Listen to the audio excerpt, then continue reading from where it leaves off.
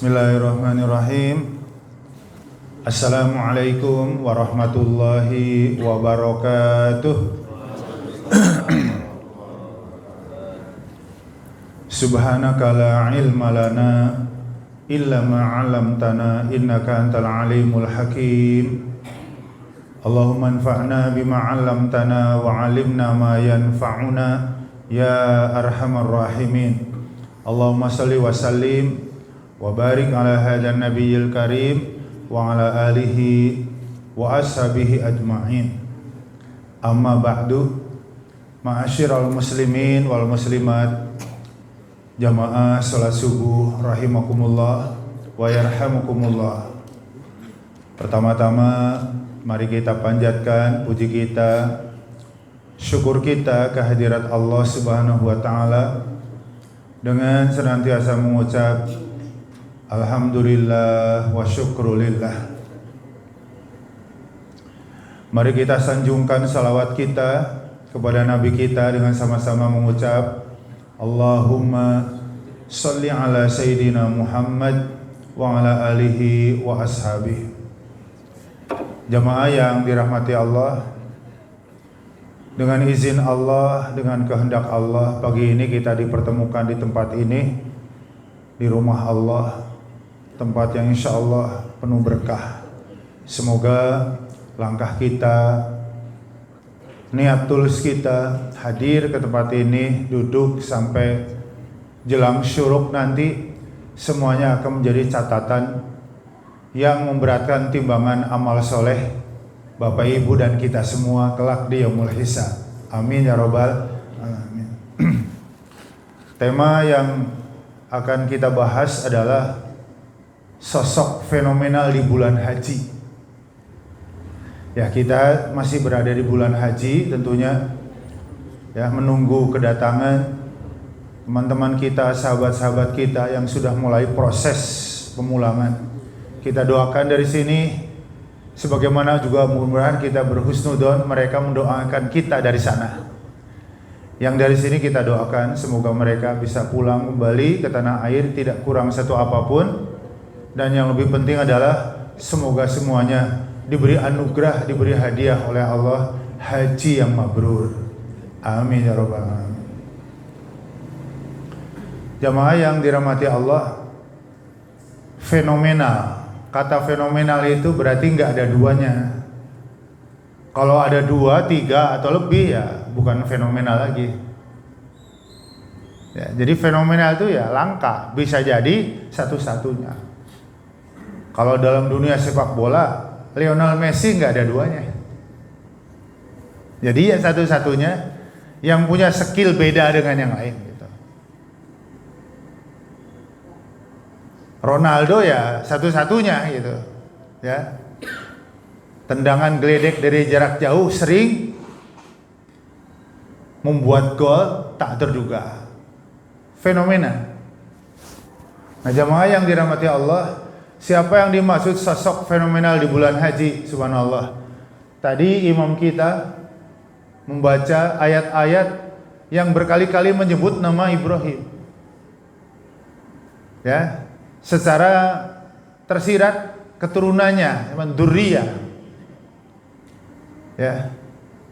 Siapa lagi sosok yang paling populer keturunan Ibrahim selain Nabi Ismail? Jadi sosok fenomenal yang dimaksud di bulan haji adalah dua orang itu, ayah dan anak. Luar biasa. Nah, mari kita coba telisik, kita coba bedah apa yang membuat sosok tersebut menjadi sosok yang fenomenal. Salah satu ayat yang menyebutkan adalah surah 16. Surah An-Nahl, monggo yang membawa aplikasi membuka Al-Qur'an. Surah 16 ayat 120.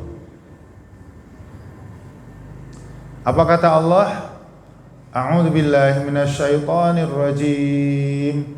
Inna Ibrahim kana ummatan qanitan lillahi hanifa walam yaku minal musyrikin.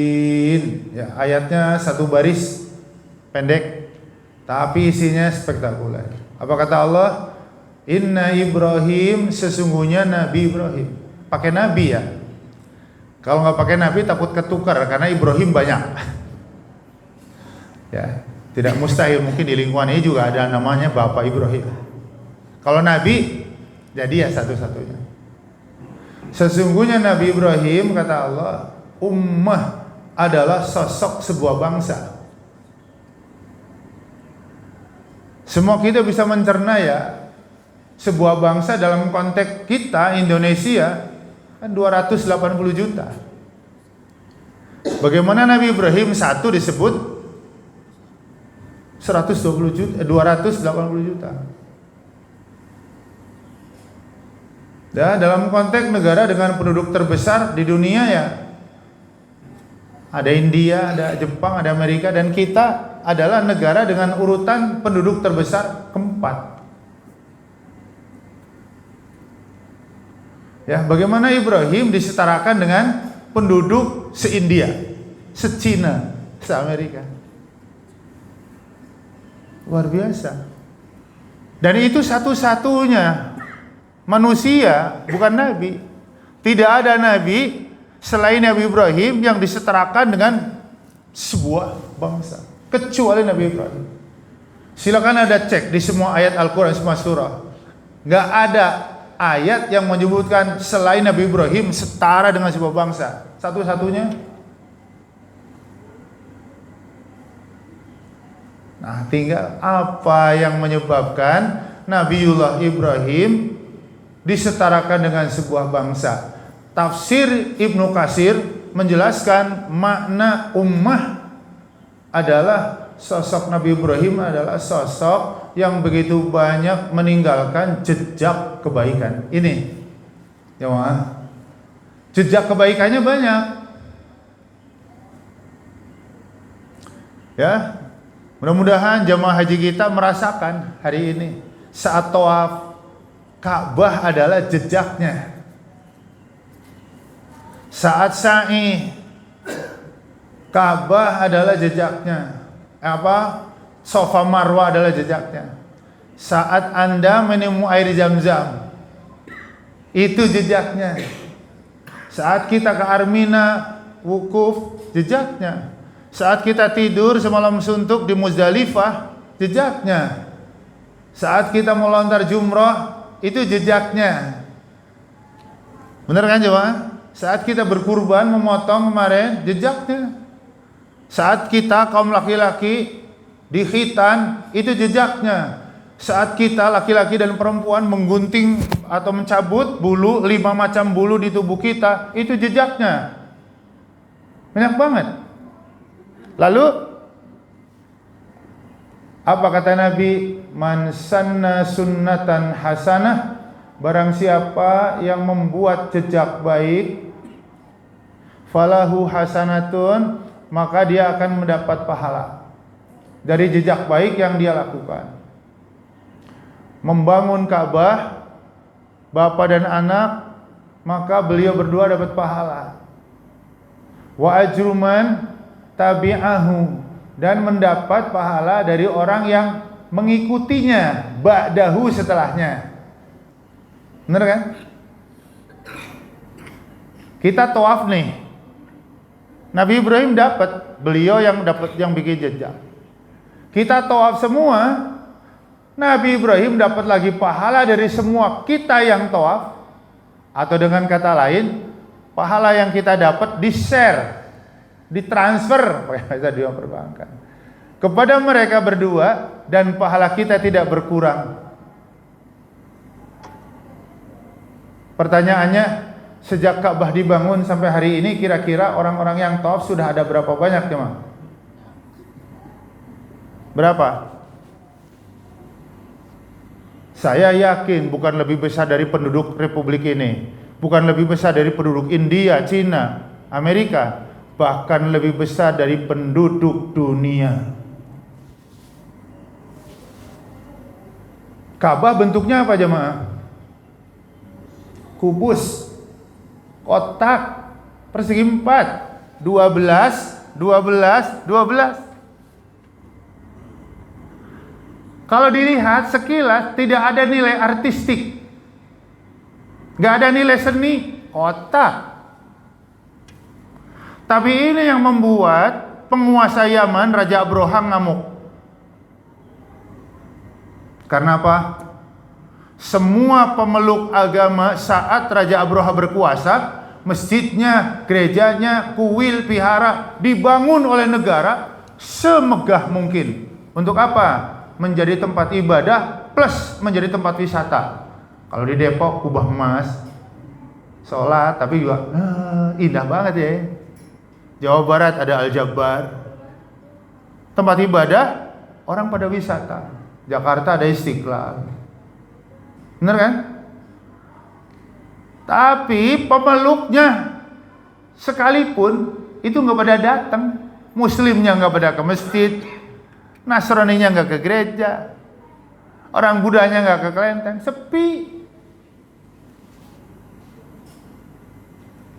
Begitu mereka pelajari, ternyata penduduk Yaman pada pergi ke Mekah.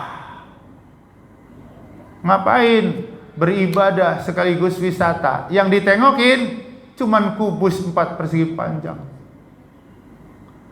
Pakai bahasa emosinya, kurang ajar. Tempat ibadah sudah dibangun oleh negara besar, megah, kok malah ditinggalin? Justru yang ditangin kubus. Iri dia, cemburu dia. Berangkat iri dari cemburu, apa yang dilakukan oleh penguasa Yaman? Mengerahkan pasukan gajah, menempuh perjalanan hampir 2000 km. Mekah ke Yaman, berhari-hari. Tujuannya satu, hancurkan Ka'bah, biar nggak ada lagi orang datang ke situ. Tapi Allah tidak menghendaki itu terjadi. Di kawasan Baida, 16 km menuju Ka'bah, pasukan gajah yang dipimpin Raja Abroha dibinasakan oleh Allah dengan pasukan burung ababil, burung paling kecil, gajah makhluk darat paling besar, hancur lebur. Hingga turun surah Al-Fil. Bener kan? Alam taro kaifa fa'ala rabbuka bi ashabil fil. Muhammad, tidakkah kamu perhatikan apa yang telah Tuhan lakukan terhadap pasukan gajah? Bener kan? Mereka yang niat makar untuk menghancurkan Ka'bah, tarmihim bihijaratim min sijil, dilempar oleh Allah, diberondong oleh Allah. Batu-batu kecil membara yang diambil oleh Allah, oleh burung ababil atas perintahnya untuk menghancurkan pasukan gajah. Apa yang terjadi? Faja'alahum ka'asfim ma'kul. Ya, maka gajah-gajah itu dengan pasukannya jadilah mereka seperti daun-daun yang dimakan ulat. Pernah lihat pohon alpukat daunnya dimakan ulat? Bolong-bolong. Ya, padahal kayak apa tebelnya kulit gajah. Jadi ditimpuk dari badan sebelah kanan, jebol ke badan sebelah kiri, bolong, tidak menutup lagi. Kayak apa dahsyatnya api itu? Jemaah, Masya Allah, luar biasa. Ka'bah 4 persegi panjang, kupus, membuat cemburu sampai harus melakukan kayak begitu. Sampai detik ini tidak ada tempat yang dikunjungi manusia 24 jam non-stop setiap waktu kecuali Ka'bah. Monas Sabtu Minggu siang hari rame, malam nggak ada orang. Borobudur siang hari rame, malam nggak ada orang. Burj Khalifa Dubai 100 lantai, orang dari mana-mana datang, malam nggak ada orang. Menara Eiffel Prancis siang rame, malam nggak ada orang. Ya, Patung Elizabeth di Amerika, orang mana datang, malam nggak ada orang. Silakan renungkan. Tempat di mana yang didatangin orang tiap saat, tiap waktu, non-stop sepanjang masa? Selain Ka'bah. Makanya jumlahnya udah nggak bisa dihitung. Itu yang membuat Nabiullah Ibrahim dan Ismail satu kebaikannya setara penduduk dunia. Ibrahnya apa buat kita? Ya mari kita mengambil pelajaran. Yuk kita sama-sama membuat jejak, walaupun tidak sebesar yang dibuat oleh Nabi Ibrahim. Gimana caranya, Ustaz? Kalau pergi kemana, ngelihat masjid lagi dibangun, berhentilah. Berapa kek semen satu sak, keramik berapa meter. Lah kok kan masjid jejak. Selagi ar-raudhah digunakan untuk ibadah, untuk dakwah, untuk syiar, siapapun yang punya kontribusi itu akan ke aliran pahala. Dan kita yang sholat, yang ngaji, yang dakwah di sini pahalanya tidak berkurang. Mudah-mudahan ini nambah inspirasi buat kita semua. Siang itu saya lupa tanggal bulan. Ya, saya pembina di satu yayasan di Kota Depok. Assalamualaikum Ustaz Anwar, saya Ibu Fulana, namanya off the record. Beliau yang punya yayasan. Saya diminta untuk menjadi pembina sekaligus penasehat. Maaf Pak Ustadz, mendadak. Apa Pak Ustadz nanti sore bisa ke rumah? Bapak kepengen ketemu. Usia suaminya 87 tahun, stroke udah lebih 5 tahun. Usia pernikahan beliau udah 60 tahun lebih. Tanpa ngomong panjang, karena beliau buat saya adalah orang yang sangat saya cintai dan saya hormati. Baik Bu Haja, insya Allah langsung saya OTW. Begitu sampai, Masya Allah, Bapak yang sudah stroke, kursinya sudah di depan pintu, nungguin saya, kangen katanya. Ya, salaman, cipika-cipiki, ya kan? Kata ibunya, Tad, Bapak mohon didoain, sebisa-bisa lah, ya. Sebisa-bisa ayat kursi apa segala macam saya baca, lalu saya mohon kepada Allah agar beliau disembuhkan dengan kesembuhan yang segera, kesembuhan yang tidak meninggalkan luka dan sakit dan tidak terulang lagi.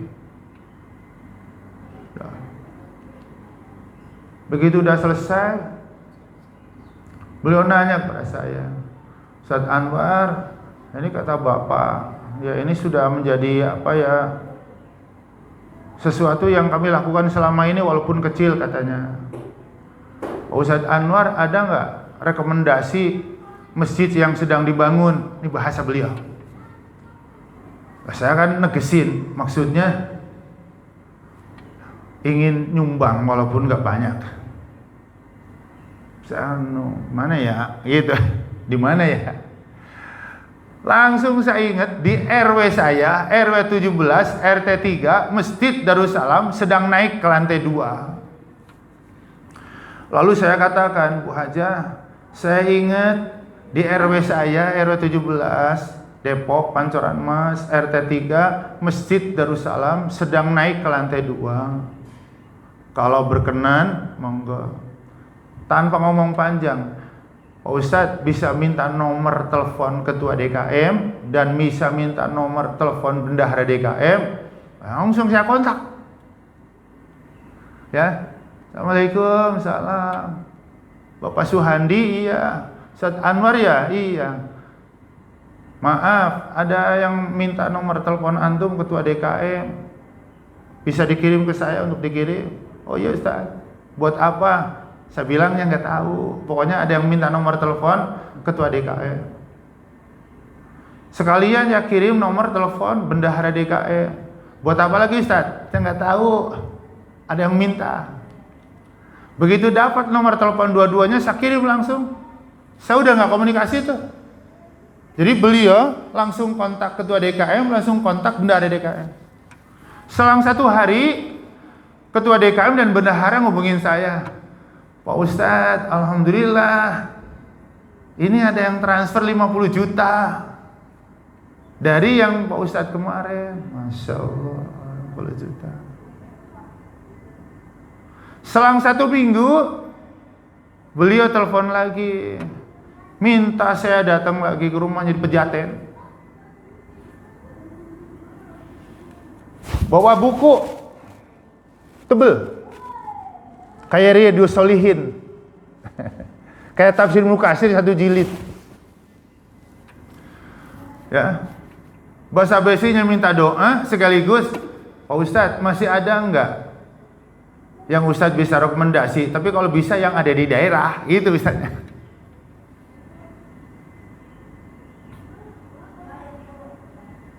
Siapa ya gitu. Nah, akhirnya waktu saya hajian tahun 2010 ketemu dengan masih ada hubungan famili yang sekarang jadi warga Papua. Pernah telepon saya, pernah menghubungi saya, ya kan, Kang, dia bahasanya ke saya Kang, nyebutnya lebih tua. Saya sekarang udah jadi warga Papua, alhamdulillah saya jadi pengurus dan ketua DKM sedang membangun masjid. Ada nggak kira-kira warga Jakarta yang bisa saya ajuin proposal? Saya ngomong, ya, ini ada di Papua Bu Haja jauh, ya kan? Ini namanya Bapak Yono, beliau ketua DKM, langsung dihubungi, dan Masya Allah, sama dikirim 50 juta. Masih nanya lagi, masih ada lagi nggak yang di daerah? Akhirnya saya bilang begini, ini cerita nyata. Kalau selain masjid gimana Bu Haja? Nggak apa-apa, misalnya madrasah, ya, yayasan, yatim piatu lah, yang nampung-nampung duafa. Oh boleh. Saya ingat kampung halaman ke Tasik.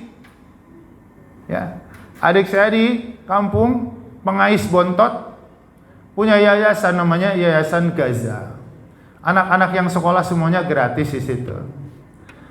Lalu saya katakan, Bu Haja, kalau berkenan ada yayasan di kampung yang ngelola malah adik kandung saya sebapak seibu, Pengais Bontot. Anak-anak yang belajar semuanya free, gratis, gak bayar. Kalau berkenan monggo. Dihubungi lagi, ditransfer 25 juta. Saya ngeliat buku tebel, ditulisin. Saya nanya, Bu Haja itu buku apa? Ustadz, ini mah buat kenang-kenangan, ini mah hanya ke Ustadz aja kami ceritakan. Katanya. Jadi buku itu isinya apa? Cuman saya yang diceritain. Buat kenang-kenangan berdua nggak pernah diceritakan, bahkan ke anak-anak kandungnya. Sejak beliau menikah sampai lebih 60 tahun usia pernikahannya, beliau pergi berdua. Beliau pergi dengan keluarga, begitu melihat ada masjid sedang dibangun, pasti berhenti. Ada madrasah bangun, pasti berhenti. Apa yang mereka nyumbang? Bukunya sudah segede gini. Pertanyaannya, berapa madrasah, berapa masjid yang beliau sumbang? Saya sampai nunduk, ya Allah. Ibu Haja, Pak Haji luar biasa jejak baiknya. Ya, tulisan masjid, tulisan madrasah sampai segini itu berapa ribu itu. Pergi ke Medan, pergi ke Sulawesi, pergi kemana, pokoknya ngelihat bangunan, mohon doa dan sumbangan, pasti berhenti. Kata beliau bahasanya, walau cuma satu sak semen Pak Ustadz. Masya Allah. Saya hanya berkata, mudah-mudahan saya bisa mengikuti, nggak terlalu jauh jejak Nabi Ibrahim. Bisa ngikutin jejak Ustaz Bu Haja, itu udah keren. Yuk kita belajar yuk. Pokoknya kemana aja ada yang sedang dibangun, madrasah kek, yayasan yatim piatu kek, apalagi masjid musola kek, berapa lah. Untuk apa? Sedikit kita ingin belajar membuat jejak. Jadi orang-orang yang jejaknya banyak, nanti setelah wafat, ya, ada di alam barzah, ada di alam penantian panjang sekali. Panjang. Iya. Orang-orang yang mati sejak Nabi Adam sampai hari ini kan pengadilan Allah belum digelar. Berapa lama kita menunggu di situ? Ingin nggak kita masa penantian menyenangkan? Pengen banget lah. Ya, jamaah umroh, masya Allah, travelnya abal-abal, terdampar di Kuala Namu, Medan. Setelah seminggu bukannya berangkat, dibalikin ke Indonesia. Kalau travelnya bertanggung jawab, begitu kena masalah, harusnya jamaah nginepnya di hotel, makan gratis. Seminggu di Kuala Namu, tidur di bandara, istirahat di bandara, lapar nyari sendiri. Mending kalau setelah seminggu berangkat, pulang. Kalau itu adalah Anda menderita 1 minggu, perasaannya gimana? Sedih, nangis. Masa penantian panjang, kepikiran nggak? Nabiullah Ibrahim Ismail itu pahala-pahala amal soleh dari jejak yang beliau tinggalkan dialirkan, transfer tiada henti, share pahala gak ada henti. Dan yang luar biasa, pahala-pahala kita tiada berkurang sedikit pun. Kebayang? Sejuk, adem, bahagia. Jelas jemaah. Jadi masa penantian panjang entah berapa lama kita nggak ada yang tahu. Ya kan? Kenapa? Sampai digelarnya mahkamah ilahi, lalu diputuskan si fulan ke surga, si fulan ke neraka. Kapan? Ya nanti hari kiamat. Tapi percayalah, orang yang bahagia walaupun lama itu terasanya sebentar. Orang yang sedang sedih walaupun sebentar terasanya pasti lama. Benar nggak? Benar nggak? Orang sakit semalam rasanya lama apa sebentar? Lama banget. Bapak Ibu masih ingat, mohon maaf ya, malam pengantin baru itu semalam lama apa sebentar? Sebentar banget ya. Ya, belum ngapa-ngapain kongkorongok. Kenapa? Orang kalau seneng lama sebentar. Orang kalau sedih sebentar lama. Mudah-mudahan kelak alam kubur kita dilapangkan oleh Allah. Dan Bapak Ibu semua, kita semua dibahagiakan oleh Allah di masa penantian panjang. Lebih bahagia ketimbang bahagia yang pernah kita rasakan di dunia saat ini. Jemaah yang dirahmati Allah, ini bicara jejak. Ya, jejak yang lain apa? Yang paling memungkinkan buat kita membuat jejak itu kepada anak-anak kandung. Anak-anak kita sampai bisa sholat, bisa baca Al-Quran, itu jejak. Makanya jangan dibiarkan anak kita diwarnai oleh tontonan-tontonan yang bisa merusak keyakinannya ke depan, pergaulan yang bisa merusak. Ya, karena jejak kita bisa rusak dengan pergaulan. Kita ngajarin sholat, pergaulannya nggak sholat. Bener kan? Ngeri-ngeri itu. Kita ngajarin jangan makan ini, jangan makan itu, dia malah naudzubillahi min dzalik. Guru adalah membuat jejak kepada muridnya. Ala kulli hal, ya mari kita membuat jejak. Apa saja yang kita bisa lakukan berupa kebaikan, harapannya kelak ada anak-anak kita, cucu kita, generasi kita yang mengikuti jejak baik kita. Satu, ya. Jadi fenomenalnya tak tertandingi. Yang kedua, dua aja mungkin ya. Apa yang menyebabkan sosok Nabiullah Ibrahim begitu fenomenal di mata Allah? Allah sebut di kalimat berikutnya, An-Nahl 120, Inna Ibrahim kana ummatan qanitan. Itu qanitan lillah. Apa tafsirnya qanitan lillah? Keislamannya total. Nah ini nih. Islamnya total juga. Enggak setengah-setengah.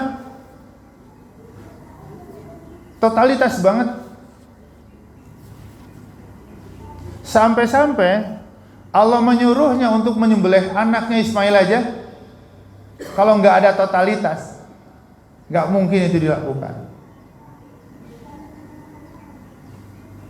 Apa sih makna totalitas, Ustadz? Makna totalitas itu 5, Bapak Ibu.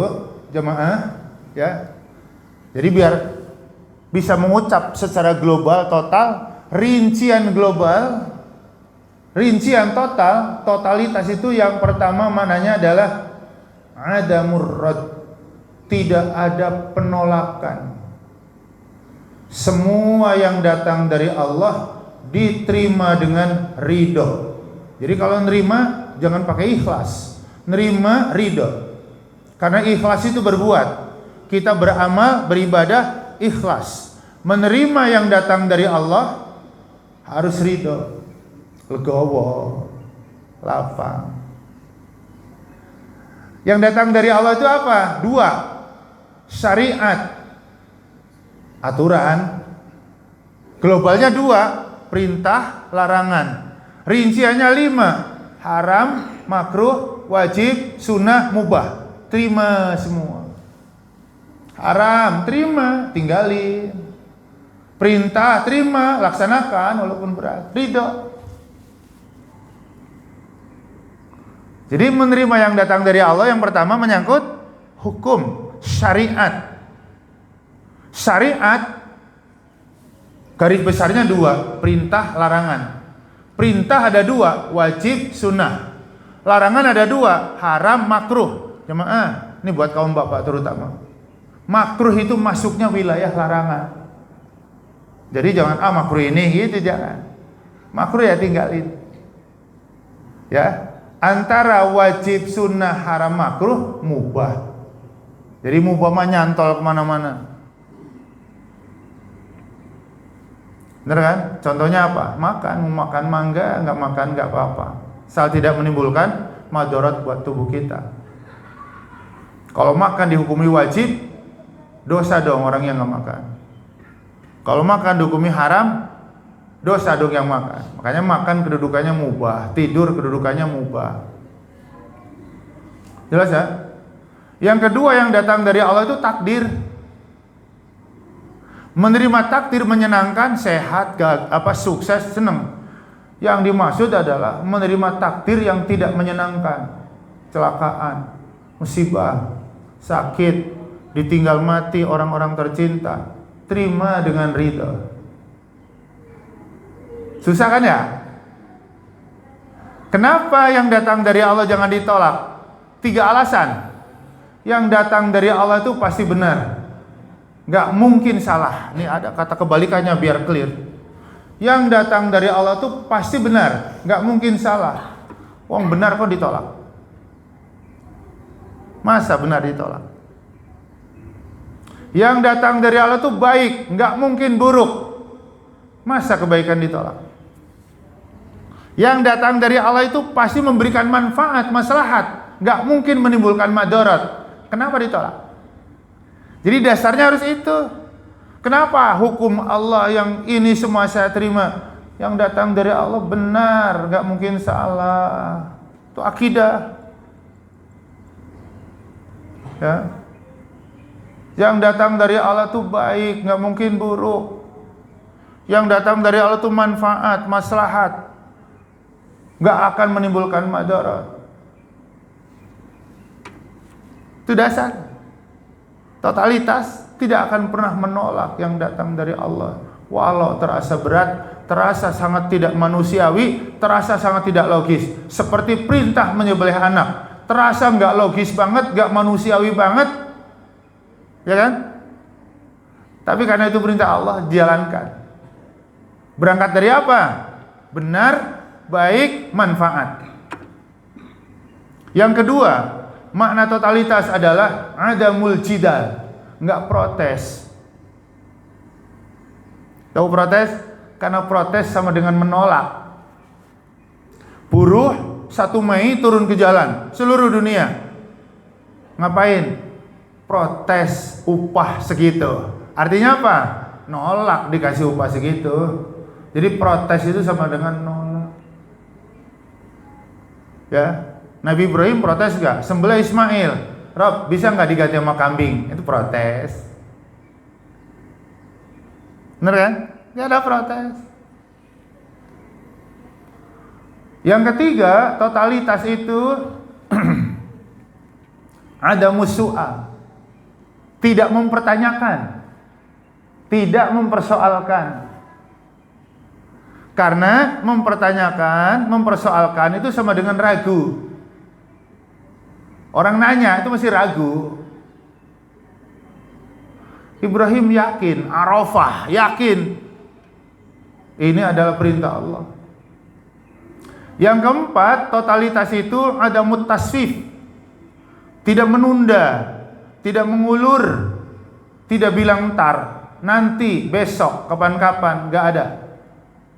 Dan yang kelima, makna totalitas adalah al-amal, langsung action. Kira-kira ada nggak yang sudah meraktekin kayak begini dalam kehidupan? Ada. Orang angkatan, darat, laut, udara, polisi. Kalau komandan bilang kepada semua anggota, istirahat tempat, gerak. Apa yang dilakukan prajurit? Siap, laksanakan. Ada yang nolak nggak? Ada yang protes nggak? Ada yang bertanya nggak? Nggak ada. Ada yang bilang ntar nggak? Nggak ada. Nah itu totalitas. Jam segini baru sholat subuh tanpa alasan, itu totalitasnya dipertanyakan Allah. Udah dari tadi. Kecuali ada udur. Bener kan? Punya utang puasa kemarin, udah mau puasa lagi belum dikodok. Itu totalitasnya Allah pertanyakan. Udah tahu ini wajib, tapi ntar deh, sebulan lagi, tapi ntar deh, nunggu sekalian lebaran. Totalitas dipertanyakan. Paham aja, Pak? Tinggal renungan buat kita, bagaimana ya supaya kita totalitas itu gampang. Bukan hanya keyakinan. Dari sisi keyakinan kita totalitas, dari sisi ucapan kita totalitas. Yang kurang totalitas kita tuh amal. Benar kan? Semua kita hatinya ingin jadi muslim yang baik. Itu totalitas akidah, itikad. Dari sisi ucapan, kul inna sholati wa nusuki wa mahyaya wa mamati, itu totalitas ucapan. Yang kurang, kebanyakan kita termasuk saya, adalah totalitas dalam amal. Dan ini menjadi PR, mari kita perbaiki bareng-bareng. Urusan ibadah mau ngikutin aturan Allah, tapi urusan ekonomi riba terus. Yang diboikot dibeli terus. Nggak total. Jadi kita totalitas segala urusan hidup. Inna sholati wa mahyaya wa mamati, hidup dan matiku rela diatur. Jadi totalitas kita bukan hanya urusan akidah saja, urusan ibadah saja, akhlak, perilaku, pergaulan, busana, keluarga, kita ngikutin aturan Allah. Itu mana totalitas? Tinggal kenapa kita harus totalitas sama Allah? Nah, kalau ditanya kayak gitu apa jawabannya Bapak Ibu? Kenapa kita harus berikan totalitas sebegitu besar kepada Allah? Kenapa? Jawabannya cuma satu kata. Karena Allah Maha Baik. Menurut Bapak ada nggak yang lebih baik dari Allah kepada diri kita? Kalau Bapak Ibu bekerja tiap bulan dikasih gaji 1 miliar, apa yang Bapak Ibu berikan untuk perusahaan? Satu kata. Tiap bulan gajinya 1 miliar. Apa yang Bapak Ibu berikan untuk perusahaan? Satu kata. Apa Pak? Hah? Loyalitas lah. 1 miliar. Jam kerja sama Senin sampai Jumat. Waktunya sama 7.30 sampai jam 16. Cuman kadang-kadang perusahaan tempat kita kerja yang tiap bulan ngasih 1 miliar, hari Sabtu, hari Minggu, sebulan sekali, kadang 2 bulan sekali, minta kita masuk setengah hari. Pertanyaan saya, Bapak Ibu masuk apa enggak? Berani nggak nolak?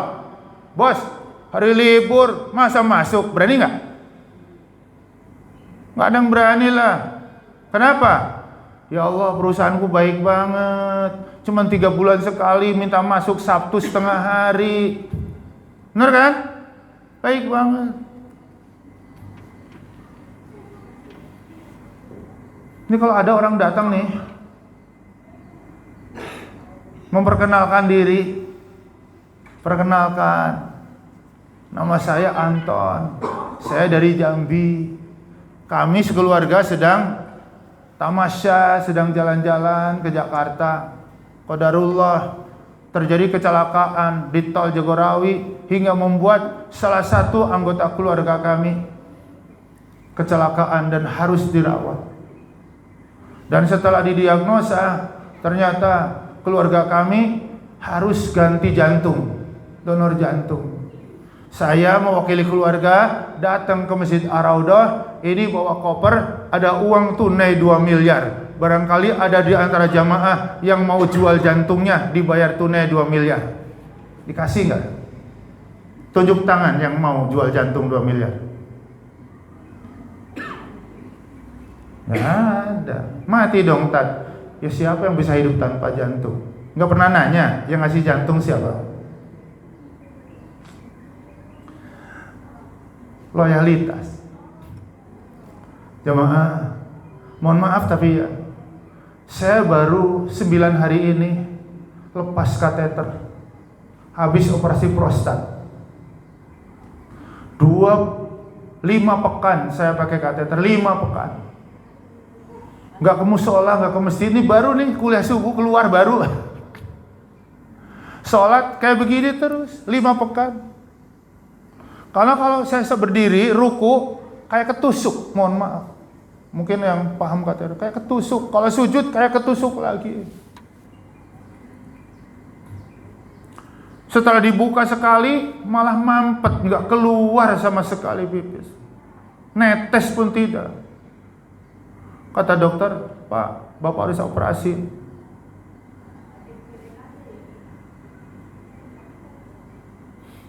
Gak ada alternatif dok. Bapak udah gak netes sama sekali, gak ada jalan lain, harus operasi. Pasrah.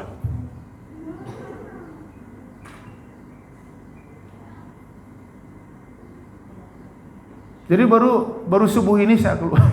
Masya Allah. Ya hari yang ke-9. Kemarin masih belum. Ya masih sekarang udah kuat insya Allah. Alhamdulillah dikawal sama si bontot.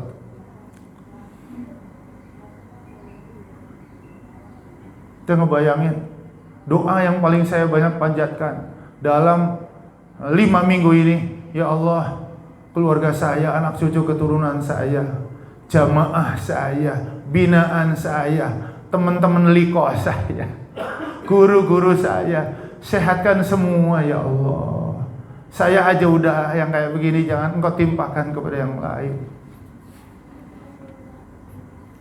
Begitu keluar 2 hari dapat kabar, sahabat kami namanya off the record, mohon doa untuk Bapak Fulan, pendarahan, stroke, sekarang di ICU Hermina. Ya Allah. 1 hari berikutnya mohon doa untuk adiknya Fulana, 5 bersaudara dan dia anak laki satu-satunya. Stroke lagi. Ya, pecah pembuluh darah di otak, batok kepalanya harus dibelah. Yang ngasih batok kepala siapa? Yang ngasih otak siapa? Yang ngasih jantung siapa? Yang ngasih ginjal siapa? Pertanyaannya, berapa nilainya itu? Siapa yang lebih baik dari Allah? Kita bisa merasakan makanan enak, minuman segar itu karena kita hidup, dikasih ruh. Begitu ruh dicabut, semua kelezatan, kenikmatan, kebanggaan dunia lenyap. Bapak ibu mau nggak dikasih uang tunai 1 miliar langsung ditembak mati? Kalau saya mah langsung tolak, nggak pakai mikir. Enggak, saya mendingan hidup walau tanpa 1 miliar daripada 1 miliar saya hidup mati. Buat apa? Buat shopping nggak bisa, benar? Buat touring nggak bisa, buat belanja nggak bisa, mati. Mendingan tanpa 1 miliar saya hidup. Pagi-pagi minum teh liong aja 3.000 enak. Sarapan gitu kayak gitu paling berapa semangkok? 20.000 enak. Apa yang membuat kita bangga punya rumah, punya kendaraan, punya aset? Apa yang membuat makanan enak? Kita dikasih hidup. Kalau satu hari nilai hidup kita 1 miliar, 1 tahun 365 hari, 360 miliar. Umur antum 30 tahun. Berapa nilainya? Siapa yang ngasih? Mana yang lebih besar? Gaji perusahaan apa dari Allah? Masih berat sholat 5 waktu. Masih berat meninggalkan yang haram. Masih berat meninggalkan perintah. Nabi Ibrahim paham banget kenapa harus berikan totalitas. Tidak ada yang maha baik sebaik dia. Paham ya? Naudzubillah min dzalik, bukan doa. Kalau yang harus dibelah kepala, balung tolang kepalanya Bapak Ibu gimana? Orang kalau sakit, saya ngebayangin kemarin. Punya duit, sehat bisa dibeli, saya yakin berapapun bakal dibeli. Kenapa akhirnya banyak orang mati? Nggak bisa beli sehat, nggak punya duit, ya udah pasrah. Semoga saya, Bapak Ibu kita semua, keluarga kita disehatkan oleh Allah Subhanahu wa taala. Teman-teman kita, sahabat-sahabat kita. Ya. Semoga juga semuanya disehatkan oleh Allah Subhanahu wa taala. Saya merasa banget, ya Allah, betapa nikmat terbesar. Saya merenung setelah hidayah, iman Islam, ya, nikmat terbesar setelah iman dan Islam buat saya, nikmat terbesar itu sehat. Gak bisa ngapa-ngapain, sakit. Orang kalau udah sakit, jangankan yang belum ada, yang ada aja tinggal ngabis-ngabisin. Tapi kalau orang sehat, jangankan yang ada, yang belum ada bisa dicari. Benar kan? Makanya terus-terusan kita berdoa kepada Allah, Allahumma inni as'alukal afwa wal afiyah. Aku mohon kepadamu ya Allah ampunan dan kesehatan, kewarasan. Wasyukra alal afiyah, dan syukur atas segala kesehatan. Wal ghina 'anin nas, dan aku menjadi orang yang tidak bergantung kepada manusia, hanya kepada Engkau. Jelas ya? Jadi yang dua aja poin ya. Jadi yang satu adalah jejaknya banyak banget. Yang kedua, Islamnya total banget. Nah, ini luar biasa ya. Nah, jemaah yang dirahmati Allah, itulah barangkali 2 poin. Ya, masih ada beberapa poin sebenarnya ya. Tapi sudah hampir menjelang waktu suruh. Mudah-mudahan kita bisa dipertemukan lagi insyaallah di lain kesempatan, di lain waktu. Saya hanya mengajak dari mimbar ini, baik yang online ya, mungkin ada yang di rumah kayaknya sebagian ya, maupun yang offline, semoga kita bisa mengambil ibrah dari 2 poin yang kita bahas bareng-bareng bersama-sama di pagi hari ini. Demikian, terima kasih dan mohon maaf. Billahi taufiq wal hidayah. Assalamualaikum warahmatullahi wabarakatuh.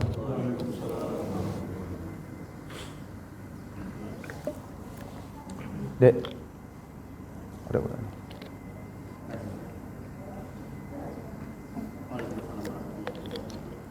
Baik, jemaah sekalian, alhamdulillah pada pagi ini ada dua inspirasi.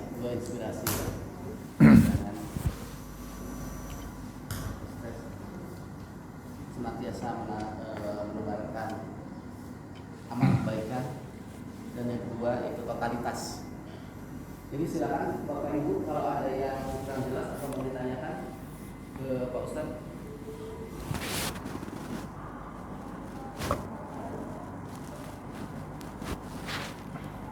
Saya tanya aja Ustaz, tadi tentang meninggalkan jejak kebaikan.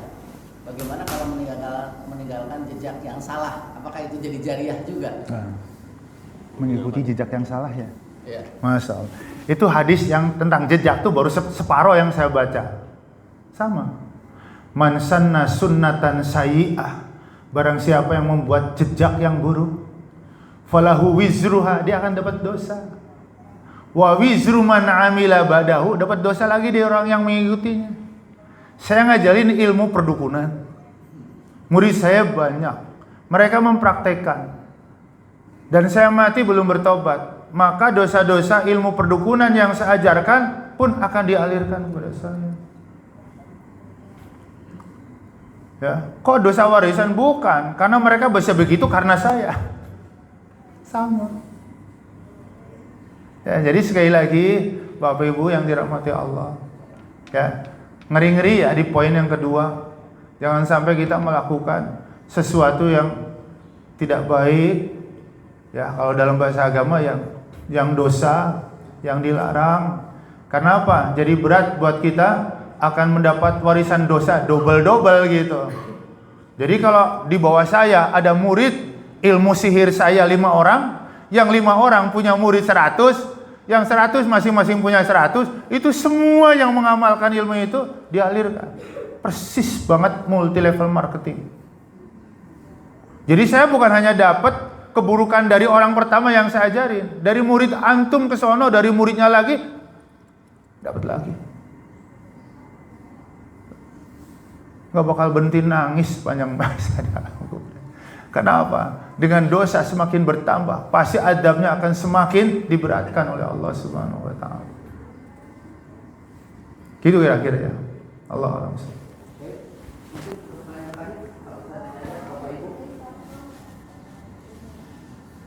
Silakan jemaah, Bapak Ibu, kalau masih ada yang, atau mungkin yang online ada yang sudah jelas mungkin Pak Ustaz sudah. Boleh, mungkin ada yang nulis atau apa? Sudah jelas mungkin Pak Ustaz, silakan ditutup dengan doa. Baik jemaah yang dirahmati Allah, mari kita akhiri dengan doa. Semoga dengan doa acara kita dari awal sampai akhir, bila ada kesalahan diampuni oleh Allah Subhanahu wa taala. Bila ini adalah sebuah kebaikan, mudah-mudahan pahalanya dilipat gandakan oleh Allah Subhanahu wa taala. Kebersamaan kita, ngumpul kita, semoga diabadikan oleh Allah sampai semuanya kelak dikumpulkan, dihimpun oleh Allah di dalam surganya. A'udzubillahi minasyaitonirrajim. Bismillahirrahmanirrahim. Alhamdulillahirabbil alamin.